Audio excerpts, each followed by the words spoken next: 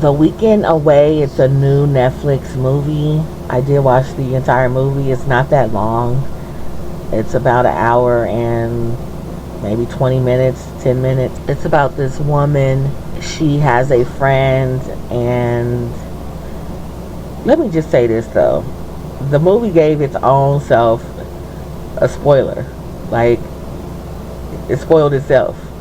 Because I'm like, okay, The Weekend Away, okay, this is going to sound like it's going to be good. So then the beginning, it shows a dead body in the water. It shows a woman floating in the water. So I'm like, okay, somebody's going to end up dying, and they're going to be, that's where they're going to find their body at. Like, they just told on themselves. But it did have a few twists to it. I was like, okay. Had a few twists to it. So, it's about this a woman, her and her friend. They wanted to go out of town on a little vacation, a little getaway. While the girl, she just had a baby. So, this is her little getaway. And the husband was watching the baby.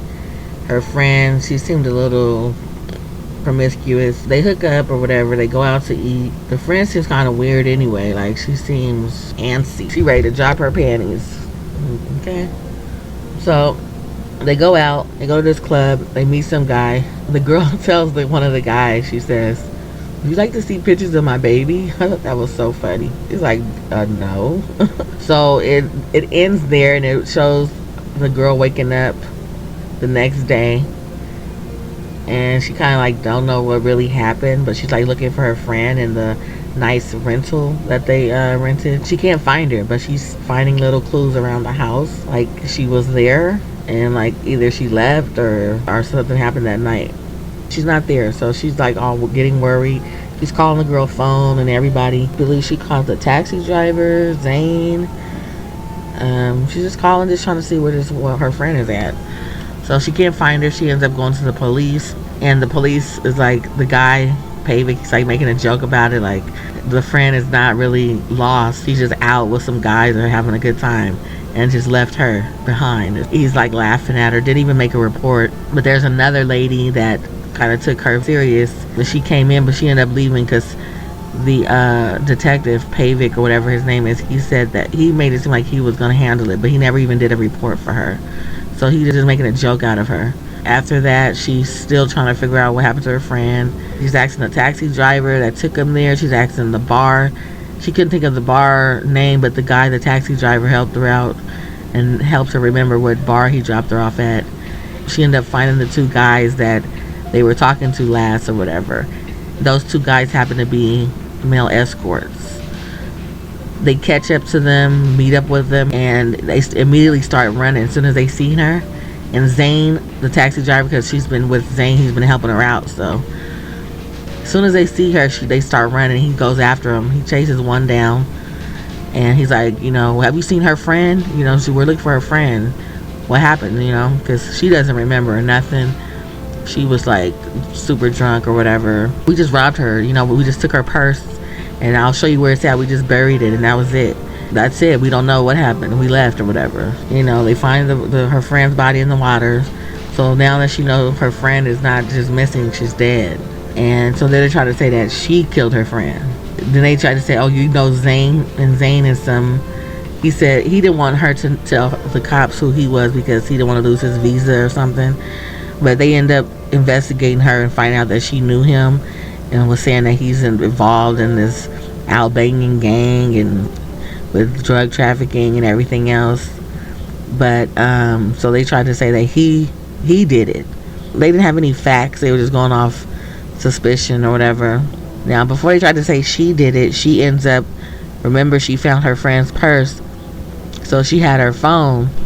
So she happened to go through the phone, and she see that her husband, that's back at home watching her new baby, been having a conversation with her friend Kate. He's been they've been sleeping together for a long time, for a while. And she was like so startled and shocked and surprised that and her name's Beth. Beth was startled and surprised that Kate and her husband was sleeping together for a while behind her back, and she didn't know, and nobody told her. So she found that out. She was upset about that.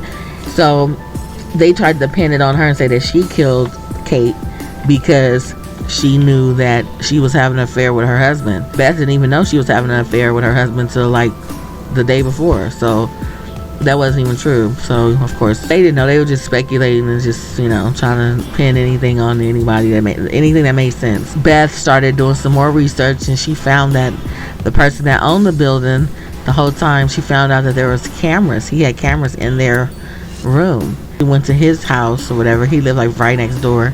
She went in there and she found his little data center where he kept all the cameras and